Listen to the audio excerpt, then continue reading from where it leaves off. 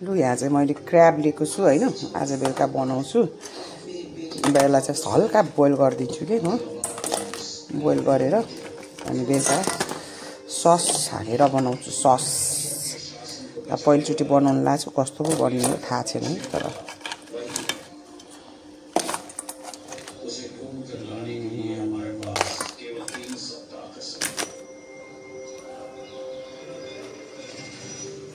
यसलाई चाहिँ अहिले पहिला बोइल गरिदिन्छु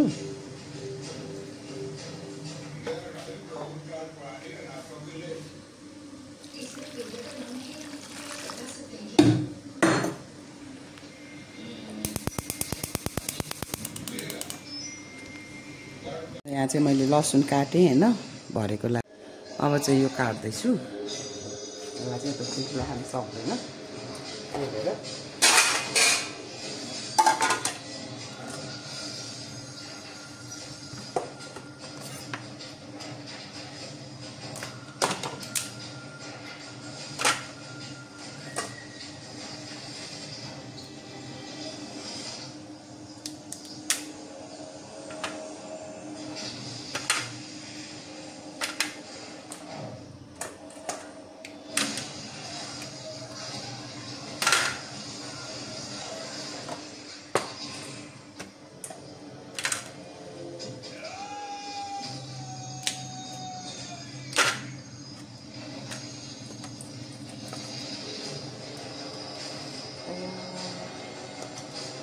Với vậy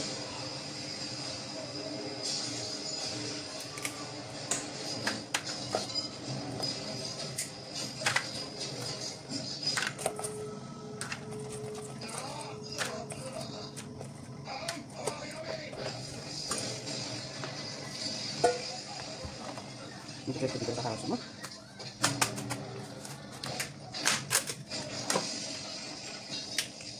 ini tadi kurus kalau saya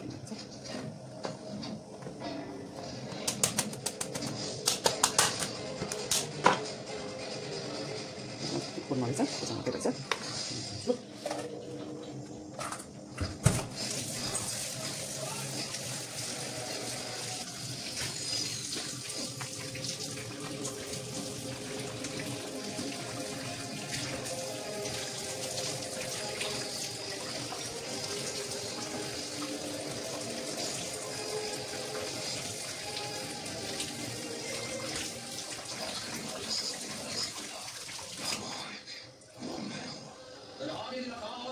यहाँ चाहिँ सफा गरेँ अहिले चाहिँ गिल्टहरू हो जाँच गर्ने यिनीहरूको हाल्नुपर्छ चाहिँ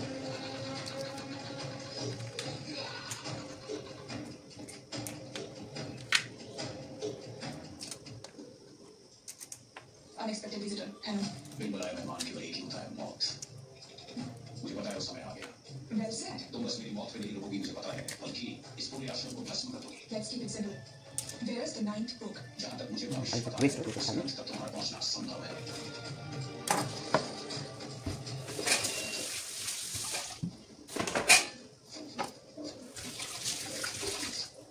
We are close to a goal. Clearly, destiny is not with you. मुझे सौंपा हुआ काम मैंने कर दिया अब मैं जिंदा रहूं या ना रहूं कोई फर्क नहीं पड़ता Get ready for war. Get ready for war. यहाँ चाहिँ भिडियो मिस भएछ हैन कहिले काहीँ त्यस्तै हुन्छ यहाँ मैले बटर र तेल हालेर लसुनलाई पुराउँदैछु लसुनलाई चाहिँ हल्का ब्राउन बनाउने पिङ्क पिङ्क टाइपको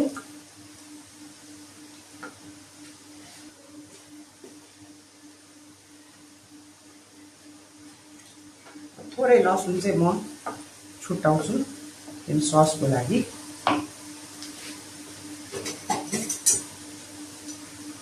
हामी यसमा सस पनि बनाउनु पर्छ कि त्यही भएर थोरै चाहिँ मैले लसुन यहाँ छुटाइदिएँ त्यति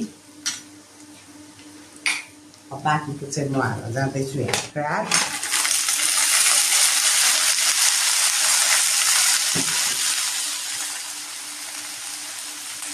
क्र्याबलाई चाहिँ एकछिन भिज्ने थोरै मरिचको धुलो अरू मसला हाल्नु पर्दैन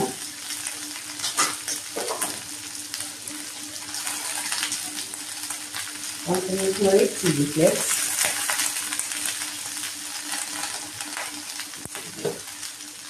अब चाहिँ नुन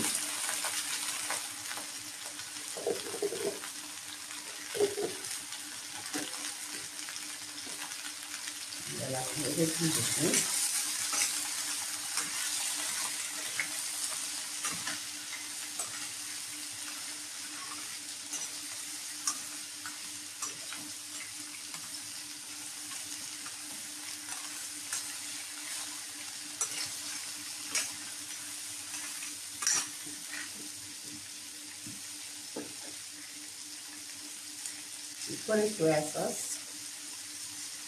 मैले चाहिँ डार्कमा लिएको छु होइन, तपाईँहरूले चाहिँ लाइटमा पनि लिन सक्नुहुन्छ।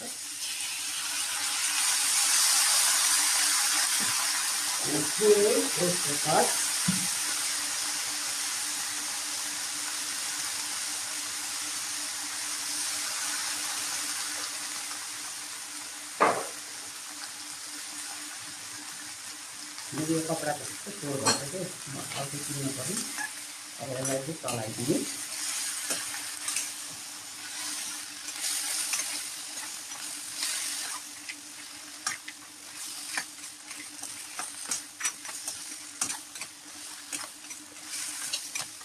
अहिले सबै खाने हो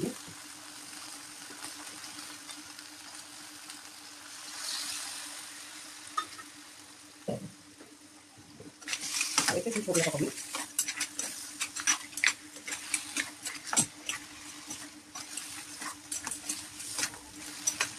सक्ने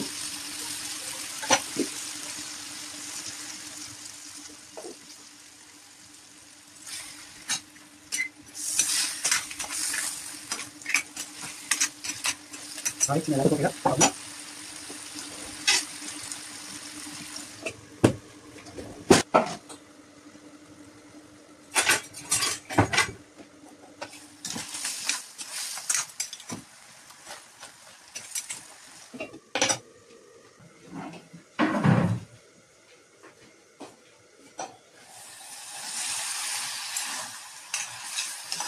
लट्राहरू भयो है, अब यसलाई चाहिँ एउटा भाँडामा निकालिदिन्छु।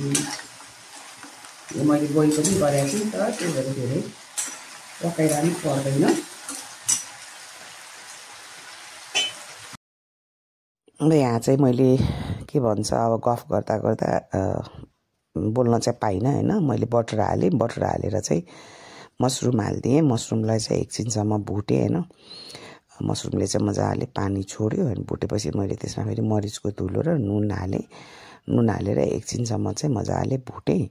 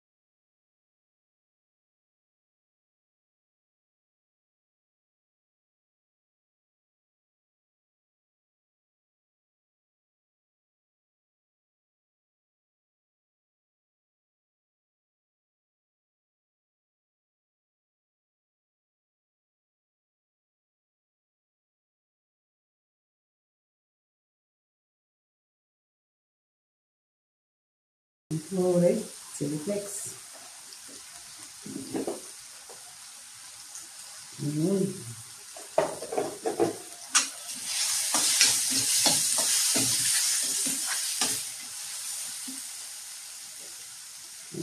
Soya sauce.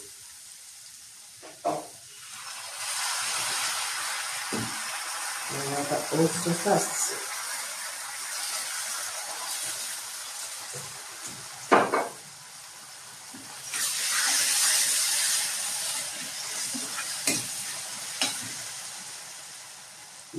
चिल्लीको पानी कागती हाल्नु हुन्छ तपाईँहरूले।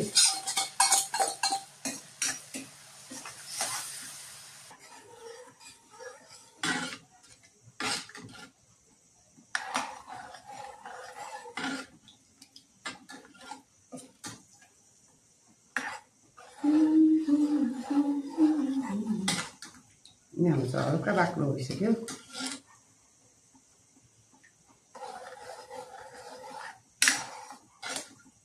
टोटलै बाक्लो भयो। हाम्रो सस रेडी भयो। अब आगो सानो गरिदिने। त्यसमा चाहिँ यो क्र्याब हाल्ने।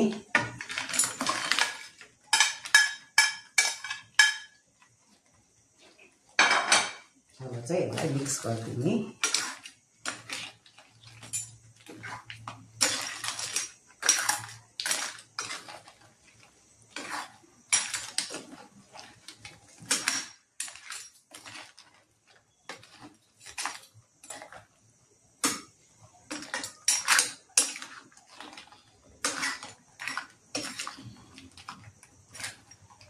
थोरै नुन चाख्ने।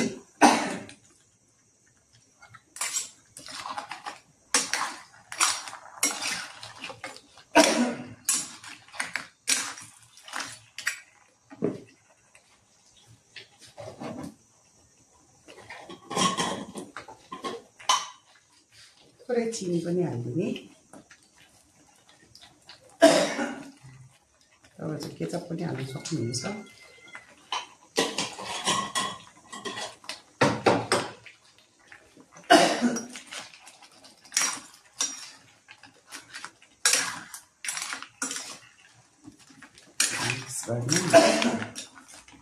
ग्रेभी चाहिँ सबै क्र्याबको भित्र पस्नु पर्यो। यहाँ चाहिँ मैले अब हरियो प्याज र तिलले चाहिँ सजाइदिएँ होइन, डेकोरेसन मतलब गार्निस गरेँ। अनि त्यहाँबाट खुर्सानी र चिल्ली खुर्सानी फुराएर मैले डेकोरेसन गरिदिएँ र यस्तै बन्यो हाम्रो क्र्याब। खानामा चाहिँ एकदमै मिठो भएको थियो है। ट्राई गर्नु होला तपाईँहरू पनि। अनि भिडियो मन पर्यो भने चाहिँ लाइक, शेयर, सब्सक्राइब र कमेन्ट गर्न नबिर्सिनु भन्दै आजलाई चाहिँ यो मेरो गङ्गटोको रेसिपी कस्तो लाग्यो कमेन्ट गर्नु होला र ह्यापी कुकिङ। By by.